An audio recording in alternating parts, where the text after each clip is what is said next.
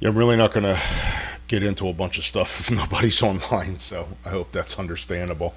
I'm kind of just sitting around waiting for anybody to show up.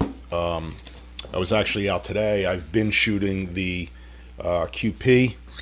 I'm sorry, not the QP, the Q2. I have the QP over on the shelf, but I've been shooting the Q2 with my new straps that I've been making the for the cameras. Um, they're up on the website if you guys are interested in these. These things are awesome.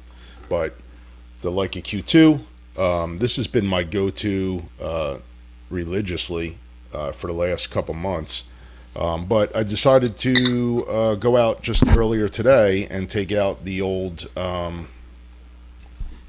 but yet amazing M10. So I've been shooting the M10. This one is with the 50 mil Summilux. This is a version 3, I believe. It's a little older, but I had to actually redo all the numbering and stuff myself. So I shot it with this lens, and I shot it with the Visoflex with the 50, and I also shot it with the 35 millimeter. Where is it? Right here. 35 millimeter Ultron from Voigtlander. This is a great little lens, so I shot it with that, and really got some cool stuff. Actually, I can screen share desktop one, and just let me get out of this. And this was actually this is the Q2, but I got this really cool shot today that I want to show you guys of this gentleman. This guy was great. This is George from George's Pizza, and again, this is a shot from the M10 with the 35 millimeter Summicron, and this is shot wide open at f2. And at f2, I'm not sure what the actual the shutter speed was definitely high, but that's not the point. It was great. It was great talking to this gentleman. He had gone through the hurricane and rebuilt, suffered eye cancer, and is in good health now. But it was nice talking to him and making that bond, talking with that person out on the street, and ultimately capturing a portrait. And at the end of the day, that's what this kind of stuff is about. So that was really cool. I really enjoyed that. Bringing back up my Lightroom catalog. So this was actually, I was going to do a zoom on this a little bit ago, and this was talking about street photography, but more or less talking about editing. I was going to do some live edits, but nobody joined that Zoom, unfortunately. But if you guys are here, like I said before, if you're here, please just say hello, drop a line so I know that you're here, or I'm not going to keep going on and on with the talking. But I was actually going to do some live edits with my Lightroom catalog. And if that's something that you guys are interested in, I would love to do that. I would love to hear from you. Love to hear your thoughts, and just kind of go over some techniques and stuff. I wasn't really going to do that today on this block. I was really just going to talk about street photography, but I can certainly use my pictures to kind of talk about street photography as well. That's if this interests you guys. But like I said, I have not had many people on. I see that there are a few people on YouTube right now. I am streaming this through Zoom. There was a link on my website to go through Zoom if you guys actually want to participate in a conversation. This was a Q&A. This is whatever you guys want it to be. But on the other end of it, if you want to just be on YouTube, we're streaming over here as well, and I think that that's where the majority of the people are right now. But just drop me a line, say hello, send me a comment just so I know you're here.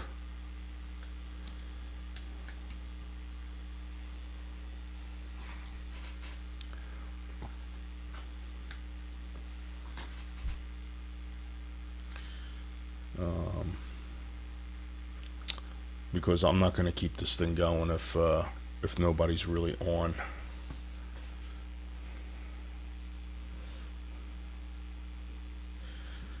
I'm trying to beef up YouTube content a little bit more. I am predominantly more entrenched in Instagram, um, but I really do need to pump up the YouTube portion of my work, just to kind of, um, you know, get the audience over there as well. I think it could be a really good thing. I actually went out today and I shot with the M10, and I did a narrative POV video, style video, and that wearing like a chest magnet with my DJI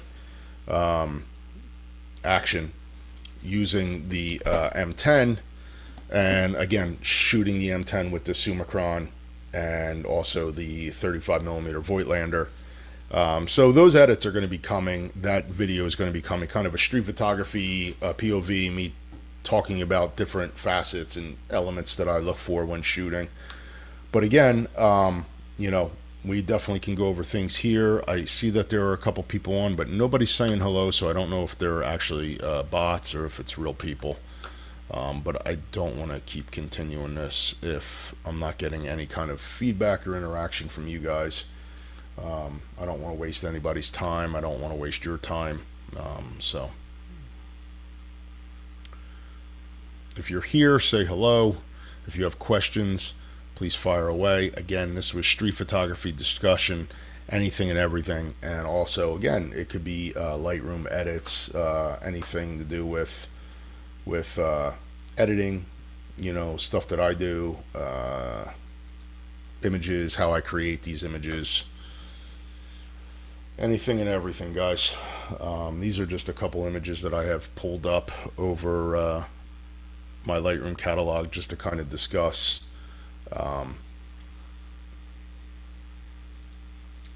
street photography. But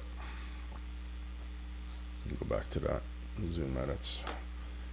I have so many different images that we could discuss or talk about, but and then glad to see you again, Joe. Thank you so much. I like I said, I'm predominantly on Instagram. I do have to step up the YouTube. I'm definitely going to be doing that. Hopefully I can get more subscribers. We have a little over 3,000 right now, which is great. It's definitely a start. I'm really looking forward to kind of doing a lot more on YouTube, but it definitely is going to take me creating content, and creating content is really, really difficult to do. I'm not a videographer. I'm a street photographer. I'm a photographer, documentary, wedding, portrait, stuff like that. I am not a videographer. I kind of know my way around Final Cut Pro or Adobe Premiere, but I'm not good with all the, whip edits and all that, dude. No. I mean, I know how to do video, but I don't know how to do video, if that makes sense. So my general feeling about YouTube is to use it as a tool to teach. I was fortunate enough recently to just finish up my 6th and final installment of a 6-month collaborative that I had with Fuji Love Magazine, writing for them every month, and they have been amazing. I submitted my final 10 images and my final article, and the gist of it was to really, really dedicate myself, and my vision would be to teach, to do workshops, seminars, webinars, live Zooms, stream on YouTube, whatever it takes to spread the word, to help others out, and not be selfish in my endeavors at all. I started out being that way. I started out wanting to achieve certain accolades that, are just no longer important to me anymore. So now my main goal is to just help everybody else in their journey. And I hope that I can do that. I hope that I can at least be able to do that with garnishing enough audience to actually make this viable. And then thank you. I think so far you have done a great job on YouTube. Well, I appreciate that, but like I am non-existent. I have some videos on YouTube that I've taken some time to create, but it's kind of like one of those things that I've completely just slacked on, and I know that it is where I need to be. I cannot put my eggs on all in one basket, so to speak, when it comes to photography and social media, and that's what I've been doing. I've been doing that with Instagram, and Instagram, like, let's face it, as cool as Instagram is, it's definitely now choking itself when it comes to photography. They're heading more towards wanting like the TikTok format for creators, and that's just not me. I'm not a TikToker. I'm a photographer. So it kind of stinks because I've built up such a great audience there and a lot of great collaborations with people, but it seems like it's dying out. And, likes are few and far between. The numbers are not where they need to be. The followings are not where they need to be. And I do need to start migrating. So you know what? Although this is a slow start, and I do see that we have some people on now, so that's amazing. This is a slow start, but at the end of the day, it's a start, nonetheless. And it's funny that I say that because I just caught myself saying it now. That was basically one of the lines that I just wrote in my last article for Fuji Love is, the best advice that I can give somebody is just to begin. Everything great that has ever happened has always had a beginning. And if you do not start, if you do not get out there, then you're not going to have any success. So you just have to do it. And that's going to be the case. It took me a while to build up Instagram. So now I'm just going to travel it over, and I guess I'm just going to do it on YouTube.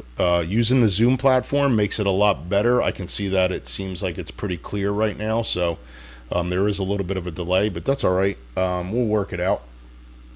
But again, street photography. So, my approach with street photography is probably a lot different than maybe some people where, I'm not all about the rules. I know that there are rules in street photography. I just never been one to follow the rules. I'm not I don't want to exploit people. I don't do that. I don't take pictures of the homeless unless it was to, garnish some kind of awareness, but I haven't done that project. So I do not take pictures of the homeless. That's an off limit thing for me. I take pictures of kind of everyday life, everyday living, things that I see, things that attract me. And a lot of people, sometimes I hear these photographers on YouTube constantly saying, what if you go out and maybe you get one or two keepers throughout the day? And, I think that's great if that's what works for them. But for me, to be honest with you, I feel like I have a boatload of keepers at the end of the day, because I think everything for me is just, if it's attractive, I take a shot of it and I can make something out of it. I like the monotony, the mundane. I like the vintage. I like the rustic, the weathered looks of the street. Again, the simplest things to the most complicated things. I mean, you want to start getting crazy with stuff. Actually, do I even have it on here? I don't even think I have it on here. The one image that I wanted to show you, but that's all right. No big deal. I mean, you can get crazy and you can start doing, panos like this, like, pano shots where you're panning and capturing a single subject in movement. You can get all crazy with that kind of stuff, and or you can just capture the mundane things like a fire hydrant on the side of a road. This has got to take a second to load up because it's very, very slow. But so for me, when I have this kind of stuff in street photography, I see everything. So everything is like on the plate for me. I'm not saying like anything's off limits. I got a question here. What about creating a course on Udemy or similar platform where people pay for lessons? I would subscribe immediately. Well, thank you. Yeah, I thought about that kind of thing, but I don't know that I want to use a specific platform. I've heard of the Patreon thing. I don't know if that's worth doing, a Patreon thing where I can unlock courses. For me, again, that takes time to set up a course, and having a videographer, because I don't want anything. I don't ever want to come off as everything is a money grab. That is not the way I roll. I don't want to just sit here and be like, hey, subscribe to my, whatever it is, and, I give you an inferior product, and that product being my course or my lesson.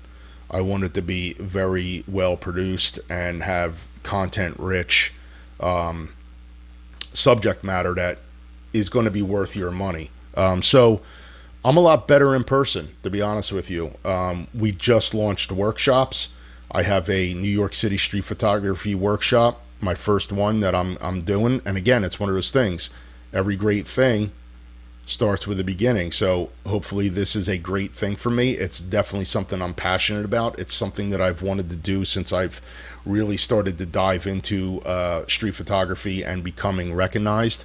And that was to launch workshops. So the first workshop is October 30th in New York City. We will be shooting Soho and Chinatown area. We have about 5 people signed up right now, which is great. Being that it was such a short notice. I mean, I really only promoted this about a month ago. So to have 5 individuals that are willing to come and shoot with us for the day is just amazing. I'm going to start launching more dates. Most of them will be centered around New York City or Philadelphia for the time being. But I will give more of a notice so people have time to kind of schedule it and, put it into their calendar. I get that it's not an easy thing to do. Logistically wise, just scheduling out the day, and then, people, have work and stuff. So we try to do it on the weekends. I do not make it very expensive. I don't want to come off as one of these photographers where, I'm making you pay hundreds and hundreds of dollars to shoot for the day with me. I make it very, very affordable. Because the end of the day is the end of the road here for me is to bring awareness and bring education the best way I can. And I enjoy doing it. I enjoy being out there. I enjoy talking with other creatives that enjoy photography. So workshops are definitely going to be kicking off. Now, again, if it's viable and it seems like it's taking off, I will open it up to different areas, but that will require me to travel, and which is not a problem, but it's something that definitely has to be logistically planned out correctly, where it is worth me coming all the way out to whatever, Chicago or Texas or California, wherever it may be. And I know that people do it. People do it all day long, and it's awesome. But, right now for me, New York City is, an hour and a half away from me. Philadelphia is like an hour and 10 minutes. So really it's like no brainer for me to just go out there and shoot. And New York is fantastic for street photography, and so is Philly. There's a really great climate out there for it. We're going to be doing a lot of things, a lot of photo walks, beers and camera, that kind of stuff, chapters with them. So a lot of cool stuff. But I know that people have a hang up with street photography, and it can be a little bit of an anxiety producing way to shoot photography if you don't take the necessary steps or try to understand exactly what it is you are doing. I think you need to take your time and relax and allow the scene to unfold in front of you, and really, really just enjoy what you're doing, and try not to force yourself. Do not force yourself on top of the scene. Let the scene play out in front of you, and just take your time. There's no rush. You're not doing anything wrong. People have this anxiety of taking pictures of people because they believe that they're doing something wrong. They believe that, whatever they're doing is causing offense to somebody else. And I think nothing can be further than the truth.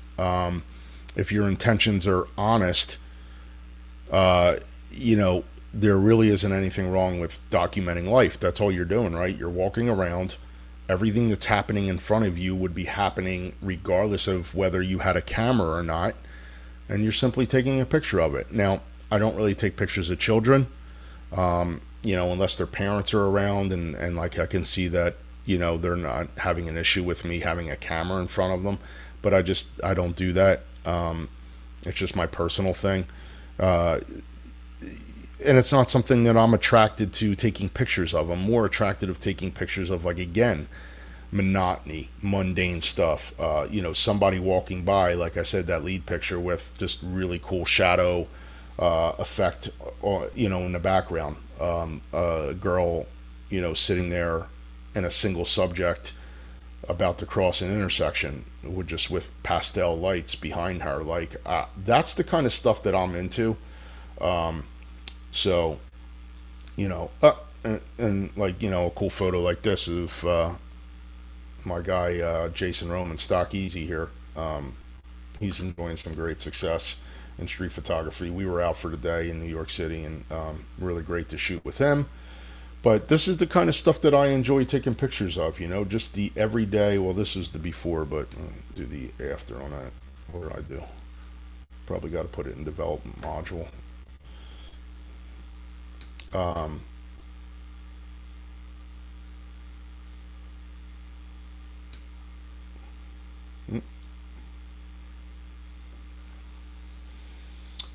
but all the best with the course, Joe, in New York. Thank you. I am in Vienna, so I cannot attend, but maybe I will visit New York next year. I love New York. Vienna is amazing. I was in Vienna years ago, and I love it out there. I would love to go to Vienna again. Um, Street photography workshop in Vienna would be sweet. That would be a good time. Um, but if you guys have questions, please fire away. Like I said, lately I've been shooting nonstop the QP. I keep calling this the QP because I've been shooting the QP for so long. The Q2. A lot of these shots that you see right here are from the Q2. I have my new strap on here. This is handmade by yours truly. They're on the website. Little paracord and leather. Really, really super comfortable. But yeah, I've been shooting the Q2. Everything about this camera is just amazing for street photography. Um, it's producing some amazing, amazing results. Um,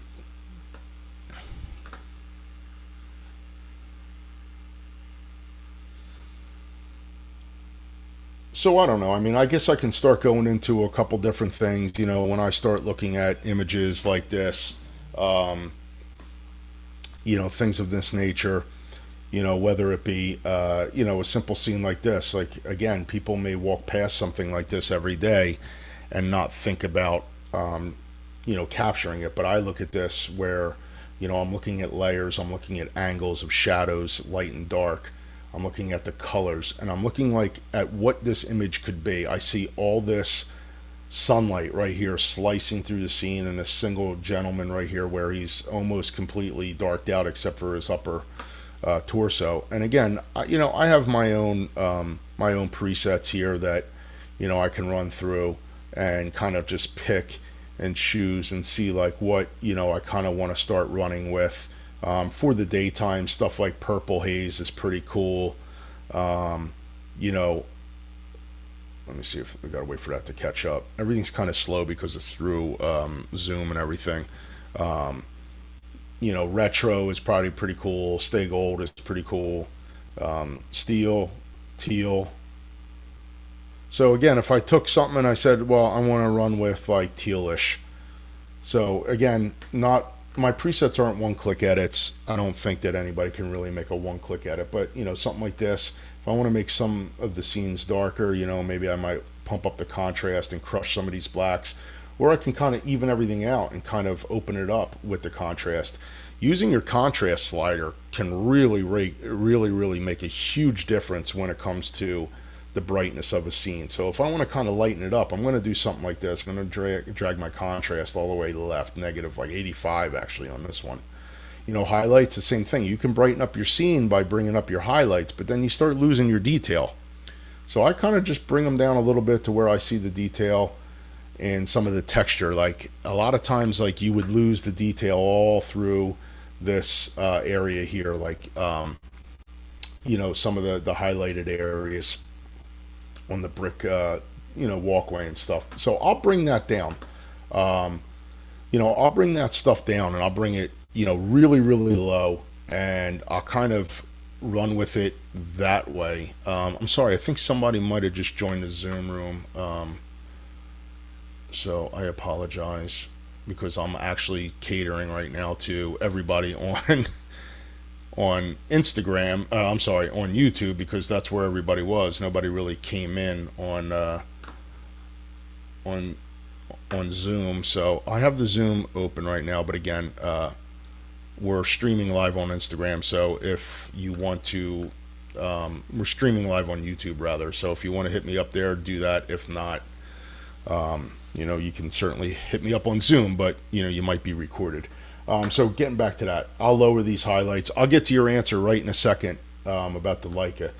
I might bring up the shadows. In this case, I'm going to kind of bring them down a little bit because I want to crush some of these blacks.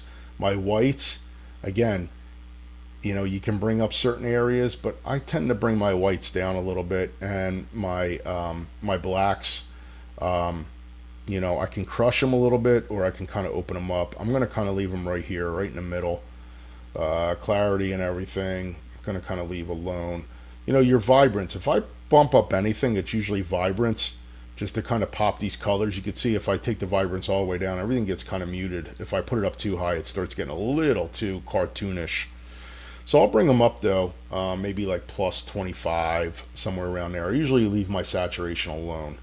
I'm not really going to mess with my curves, because my curves was built into this preset. So I'm going to kind of leave that as is. But what I am going to do is I am going to bring up the warmth a little bit on this, just right about there, like 6100 Kelvin, right around that way.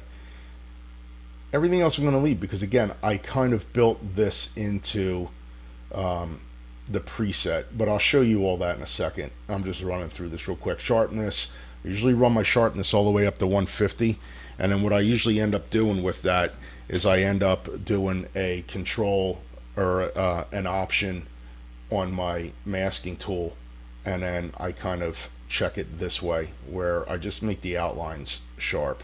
So it's up like around 92 on that. And that gives me just the right amount of sharpness. I'm not going to mess with anything over here. The profile, I'm not going to mess with that. Vignetting, I'm not going to mess with that. Post-crop vignetting, I have a little bit of a vignette right here. But what I usually do is the amount, I bring that down to -10. I bring my midpoint all the way down, and then I feather everything up 100, and then I do the highlights at 100, because I don't want that. I don't want it to hit my highlights and make them kind of, I don't want it, the vignette to be very obvious. I'm just going to take the grain out of this. But this would be kind of my image. Sometimes, you know, I will go in and I will hit auto just to kind of straighten everything out and see what it does. And it did. It straightened it out. For this, if I wanted to crop it, you know, I don't know. Maybe I'd crop it off to the left a little bit. Kind of put him less in the center. So maybe I'd bring this in. But I really didn't want to lose that fire hydrant. So I think I'm going to leave it alone. This leaf up here is a little distracting. Maybe I kind of put this almost like a 16:9 and run it this way. And that would be kind of like, my workflow. But let me answer this question, and I'm going to go back and show you how I would kind of edit this thing without even using a preset. How much of your work is dependent on the camera you use? Well, whenever I shoot personal work, I'm always either using Fujifilm or Leica. When I use Fujifilm, I really enjoy the X Pro 3 or the X100V, probably the X100V more so than most. I also really like the XE4. The XE4 has been fantastic. It really has a great little menu system on it. And again, you can still use all those awesome, X lenses, X mount lenses. So I'm predominantly a wide shooter, so I really like to shoot 28 and 35. I'm trying to force myself to use 50 a little bit more, but I'm not really a 50 shooter because I like to have shots like this where I have the environment in with my photography, with my subject. So 28 and 35 lends itself well to that. So how much of my work is dependent on the camera I use. Again, if I shoot street, it's Leica or it's the Fuji. Now, blending into your second question, I mean, does Leica make really a difference? As much as I would love to tell you that it doesn't, in some aspects it does. And the only reason why I say that is for a few reasons. That was just totally a oxymoron where I said the only reason and then I said a few reasons. I just realized that. But here's the thing.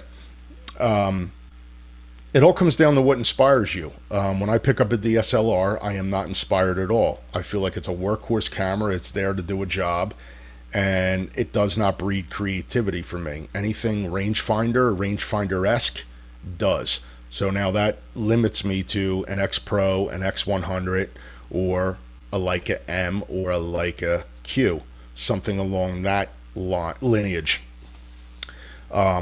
I do enjoy full frame over crop sensors. Crop sensors are fine. There's not a problem with them. The X sensor, the X-trans sensor is amazing when it comes to gathering light and dynamic range and all that. But there is something about a full frame file, and I really like working with DNGs a lot more so than I like working with RAFs or AF files that Fuji pushes out. I do really, really enjoy the Leica Q2. The focusing is fantastic. The lens is beyond compare. The coloring and dynamic range is amazing. And the fact that I do almost have 3 lenses in one with a 28, a 35, and a 50 using the different crop lines and still have enough bite on a file is absolutely amazing. It will push to 75 millimeters as well, but now you're starting to lose a lot. I like the way that they're set up. They're simple in their application. The Fujifilm is a great camera. It's very simple in certain ways, but in certain ways it's very, very advanced. And I find myself getting completely stressed out sometimes when it comes down to, what film simulation do I want to use? I start becoming distracted. There's too many distractions for me. Face, eye detection, different focusing squares and algorithms, again, running the Q menu, and do I want to shoot in classic negative? Do I want to shoot in classic chrome? Acros, like it becomes too, it floods me too much. It becomes too much of a distraction where I just really want a really clean file and a good viewfinder and a camera that just does the basic exposures properly. And I get that there's 2 aspects of Leica that really do it for me. Number one, if I want an autofocusing camera with a dead silent shutter, silent focusing motor in the lens, a beautiful manual focus, great viewfinder that surpasses anything else out there, and a very nice compact body with amazing image quality, then it comes down to the Leica Q2 or a Q variant. The Q2 is amazing in its application because literally I put it on aperture priority. I run up and down the f-stops either at f2 or all the way up like f8. I close things down and I ride exposure dial like you can't believe, up and down, a lot of times underexposing more predominantly than anything else. Even in low light, I underexpose because I'm just exposing for the extreme highlights. So when I do things like that, that's where that camera really sings for me. And then if I want to worry about shutter speed, then I'll jack it up to 500th or 1/250th of a second, and I'll run it like a manual camera. There's nothing else getting in the way. I'm not I don't have a flip screen. I don't have, the worry about what film simulation I'm going to shoot. And on the other end of that, the black and white JPEGs that come out of the Leica Q2 are absolutely phenomenal. So that is an amazing black and white. If I want to take it down even more and shoot even more slowed down and more simpler, one of them words. If I want to shoot that way, then I pull out the Leica M. Okay, I have a Leica M10. I used to shoot an M9 and before that an M6 film camera, but I have a Leica M10, and I run it with a 28 or a 35 or now even a 50, and I'm right there. I feel like I'm shooting a film camera. I'm not seeing the exposure. I'm just reading the scene and I'm saying, okay, this is a really strong sunlight. I'm going to lower the exposure. I'm going to just expose for the highlights and I'm going to crush my blacks, and I kind of run that way. I just was out today and I don't even have the images edited yet. I was out today with my M10, and I could probably pull that up real quick if I go. So when it comes to the other thing it comes to is build quality and fit and finish. And as much as people don't want to say that the camera matters, at the end of the day, if you hold a Leica up next to any other camera, the build quality is far surpassed than anything else that you've ever seen. The fit and finish is meticulous. The milling, the finish of the camera, the dials, the way they move, the clicks, the knobs, the body, the weight, the heft, everything is just, you feel like you're holding like a truly amazing piece of equipment, where everything else to me afterwards feels plasticky. But again, I was out today with the M10, and the M10, again, producing beautiful files, 24 megapixels. This is with a let me let this render out here for a second. Takes a minute. This is with a Leica M10 and the Leica 50mm Summicron V2, which honestly is like from 1970 something. But gorgeous files, gorgeous coloring, perfect for portraits. Just out there shooting street. A lot of these right now, these aren't even edited. You can kind of see the 3D pop of the the legendary Summicron, which honestly, the Summicron is just an amazing lens, probably the best 50 f2 out there that's ever been produced, with the micro contrast and just the typical Leica pop and coloring. It's just amazing. But a lot of these files haven't been edited yet. These are all raw plus JPEGs. But just again, it's just a different thing. So does Leica really make a difference?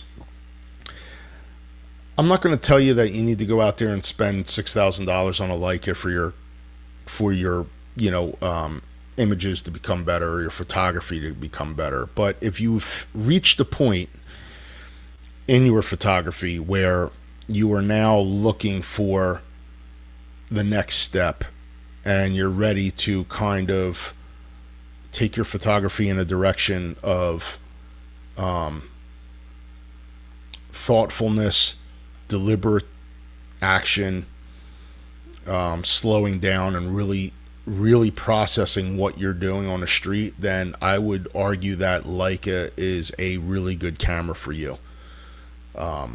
You're not going to lose money when you buy a Leica. You can buy a Leica, M10 or an M9, and you could probably sell it for what you bought it for years from now.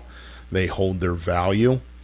They are steeped in tradition and history, and they truly are a different type of camera than anything else that is out there. Fuji film cameras are very, very nice. They are doing their best to give you a retro feel and shooting style and look. Nikon and Canon are like, the standards when it comes to, photography, because they've been around forever. Sony is probably the most technologically and highly advanced camera system out there. For me, they are computers more so than cameras, but they are amazing cameras. I really don't have a problem with any camera company, but for me, Leica is not trying to be anything else other than what it is. It is not. It does not care about video. It does not care about coming off a certain way. It does not, in some aspects, it does not care about, you know, giving you the best and amazing autofocus. It is giving you an experience that cannot be duplicated or replicated by another company. You know, I heard one of these, you know, YouTubers the other day spouting off about, is Leica worth it? And I think that's the title of his YouTube video. And I couldn't shake my head and be more,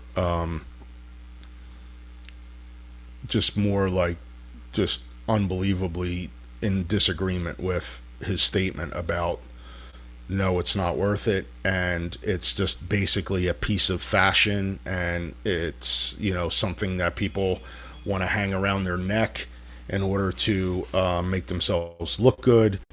And you know, it's not a great camera for street photography. It was just so confusing. And he actually picked a Ricoh GR3 to be the best camera that anybody could buy. And listen, I have a Ricoh. I have a Ricoh GR1, I have a Ricoh GR2, and a Ricoh GR3. The Ricoh GR series is a great camera. Is it the best street photography camera out there? No, I don't know. I don't think so. I think it's the best point and shoot camera out there, but I don't think it's the best street photography camera out there. I don't know that there is the best street photography camera out there. Whatever you use that you feel comfortable with, that you can use fast and quickly on the street, is probably the best street photography camera. And that's going to be different for every single person. And yes, Leicas are, they are kind of coined as a luxury brand, but they can certainly back it up with their steep history and, you know, the way that they execute a style of shooting. There's no argument about that. Nothing performs the way a Leica does, just like nothing performs the way a Sony does, or a Canon with their dual pixel autofocus. Like, certain cameras do certain things really well, but Leicas are bred and meant to be for the street and documentary work, and they've been doing it since the beginning of their existence. And for somebody to spout off that they are just nothing more than a fashion icon and not really great for the street, that, along with his other incoherent rabble that he just constantly spews off, is just, it's just, and the shame of it is he has a ton of subscribers and people are listening to him, and they're listening to this garbage he's putting out there, and nothing could be further from the truth. So, you know, that's my thought on it. I know that that was an extremely long rant, and I apologize, but you know, it's something that needed to be said. Getting back to some of these photos, these are from the M10. The M10 is amazing, like I said. Let me just pick something quick and easy here to start rolling off. All right, so let's just say I got something like, you know, this is pretty simple. This is just a basic shot here of, again, this is using the 35 millimeter. I know it says 50 up here. That's because I didn't change the metadata, the lens profile in camera. You have to do that. If you're not using a coated lens on a Leica M system, then it's just going to pick whatever you have had in there last. And the last thing that I had it set up for was the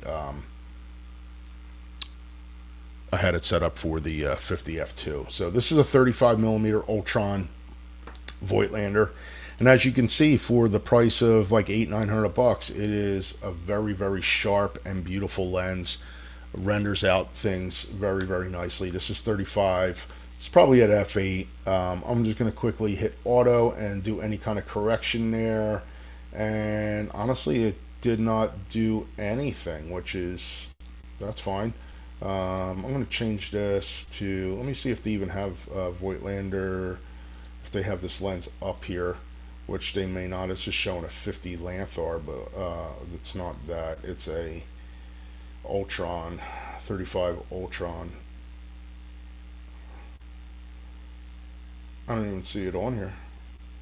35. Yeah, Ultron aspherical. It's the Mark II, but I don't know if it's gonna. Yeah, it kind of moved it a little bit of the distortion. Not really a big deal, but whatever. Let's go with it. So with something like this, I may white balance just to see where white balance is going to take me. So I'm going to pick something white right here in the sun. I don't know if it's going to pull that. It did. It shifted it a little bit. I'm going to pull something else, maybe up here on this sign. Kind of made it a little warmer. So I'm going to roll with that. I like the way that that's looking. I may pump up the contrast, but on this one, I think I'm going to lower the contrast because I want to kind of lift a little bit of this. I want to kind of make it a little bit more pastel. I'm going to lower my highlights a little bit. I'm going to bring up my shadows a little bit, up my whites. I'm going to bring down my darks. Now what I've done is I've taken contrast out, but I've put it back in more controlled, okay? If I just use the contrast slider, then it's really kind of letting Lightroom do everything that it wants to do. I kind of wanted to kind of manipulate it a little bit and kind of do it the way that I wanted it done. I'm going to take this down. It's not that I don't like where she is, but there's too much space in the front. So I'm going to pop this one a little bit like this. Crop that out. Now I have some of this. I'm going to add a little texture. I'm going to add a little vibrance just to pull these colors up again, guys. Just to, I lowered the contrast. I put it back in the way I wanted to, and now I'm gonna kind of roll with it that way. As far as my S curve is concerned, I can try something. I'm gonna put a 3-point in on this. I'm gonna put a slight S curve. I'm not gonna go crazy. I'm gonna bring down my darks a little bit, bring down my darks a little bit. I just added another point, sorry. Get rid of that, pull that down. And I may bring up my tail, my darks, just lifting a little bit of the shadows here. Okay, so far this is where we're at, okay? Let's give a before and after. That's the before, here's the after. You can see a little bit of difference here. So now let me see where I want to go with this. I'm waiting for my dreaded pinball. Everything's super slow when you're on Zoom and streaming things. So now here comes the midtones again. So how I would edit out something like the midtones when it comes to trying to kind of put a little bit different of a spin on it other than what the native DNG file is. So for me, a lot of this, I tend to take the midtones and push green a little bit. I'll do like a light green yellow, and again, if I push it all the way, you're going to see how much this is going to what it's affecting. Okay, that's not what we're going to do, but I'm just kind of showing you where it's pulling your greens. Okay, so I'm going to just pull them just ever so slightly. Okay, it's hardly noticeable, but it does put something. It does do a little bit of a different thing here. And then I'm going to take my shadows and I'm going to pull them a little teal, a little blue. Not crazy. Okay, just a little blue in the shadow area here. And then my highlights, I can bring them over to a little orange. It's giving you a little slight teal and orange look. It's very subconscious. It's not overly done. Okay, now this is just on something like this. All right. I'm going to do again. I'm going to sharpen all the way, 100% sharpen, but I'm going to mask it. Okay, I'm going to hit the Alt button on top of the slider, masking slider, and I'm going to bring it all the way up to like 92. The only thing I want sharp is like my edges, and I'm going to take that, and that's where that's going to be.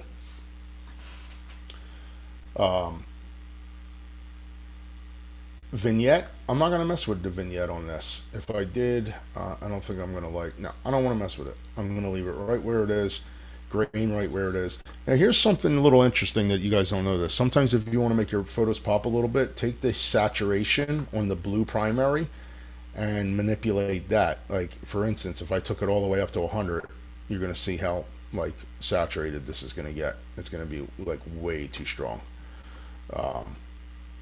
But if you bring it back down, if I took it the other way, you're going to see how faded out it's going to be. It's going to be like nothing. All right. So if you want to pop it a little bit, this is right in the middle. Maybe you pop it up just a little bit. It's going to pull up some of those oranges, some of those reds. It's going to pull it up a little bit. I don't know that I like all this foreground here, so I'm going to bring that up to here. She's almost in the lower third. I'm not really concerned. And again, that would be a finished image for me right there. Nothing crazy. Very, very light touch on the editing, and that can be done very, very quickly. It does not take a long time to do that. And there you go. Now, again, you could take something like that. Let's see, there's an image over here that I was going to play with. I kind of like this, like, you know, closed for the season ticket booth. There's a lot of things that I like about it, but there's a lot of things that need to be removed that are distracting. So again, let me run through some of my presets just to say this is some of my Kodachrome that I've set up, and Kodachrome can look kind of cool. You know, some of the profiles that I've made for Kodachrome, highlights. It's contrast adjusted. I don't even know that I'm going to use any of these. If anything, I may use highlights. So let me use highlights. Let me auto correct. It'll straighten everything out. I'm going to take the white out of the top here by cropping.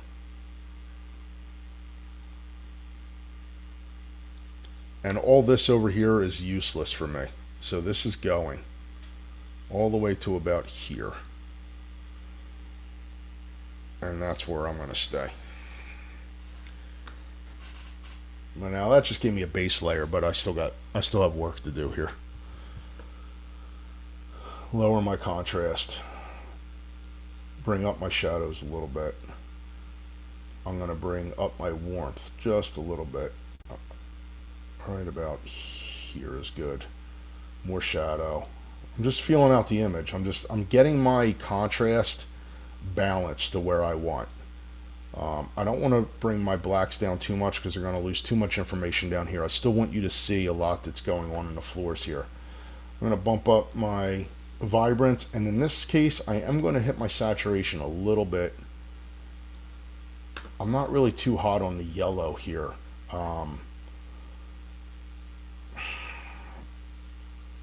See if I move the tint slider a little bit and even that out. Bring down the cool a little bit. That's good. I'm gonna leave it right there. I think I'm gonna actually bring the exposure up on this, and then bring my blacks down. Add back in that contrast that I just lost by lifting. Kind of stick it right where it is there. A little more saturation. Yeah. Highlights. Let's see. Yeah, right there's good. This mid-tone has a little bit more of a like a blue teal. I could bring it back to the greens again. I don't know. I think I like it back where it was, more in the blue teal. Purple for the lower. This is just for this preset. Warm up the highlights. I don't know that I want to do that because it's going to start introducing that yellow that I'm trying to crush. Yeah, I want to get rid of that. I'm actually going to take them out altogether. Sharpening, fine. I'm going to take this profile back off because this was a Voigtlander again. And put back on the Ultron. I don't think it's actually doing anything, to be honest with you, though. But that's alright.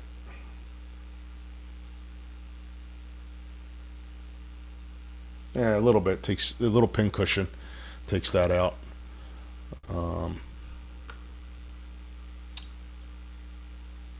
This I am definitely going to put a little vignette on just to add to it. And put a little black frame around it. We could do something like that. Boom. Let's have lens vignette over here too. Let me see what that does. That's a little, that's not too bad. But you could do something like that. That's kind of cool. Conversely, if I wanted to do something like really, really strong with, a color grade, I can go into, some of these and kind of roll with it,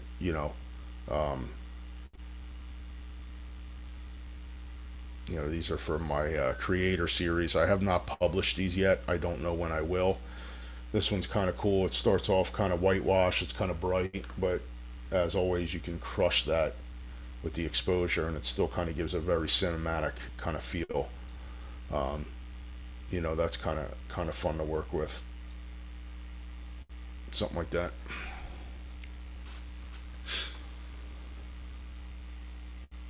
Obviously, I'd have to crop that out, and I'm not going to go through all that right now, but just something to play with. But I'm going to actually clip this one off. Thank you so much, guys, for joining in. I'm going to do more of these. I don't know that I'm going to keep this video published. Maybe I will, because, again, there was a lot of dead stuff in the beginning. We didn't really kick off for a while. Hello from Denmark. Hello, 15-inch digger. Hello. That's a pretty cool handle you got there. Sorry you're joining us so late, but we are actually going to end this one. I am going to do more of these. I guess this is what I'm going to do. I'll start scheduling it on YouTube Live as opposed to Zoom. I'll go through Zoom to do everything that we're going to do, but then I'll run it through YouTube. I think that it lends itself better for garnishing viewers and back and forth. Thank you much. Thank you guys so much for joining. And again, if you have any questions, please fire away. Please visit the website. Please visit josephagostinophotography.com for presets, camera straps, the events that I'm going to be hosting, live discussions, and everything else. And we will be doing more and more as time progresses. All right, guys. Thanks again. See ya.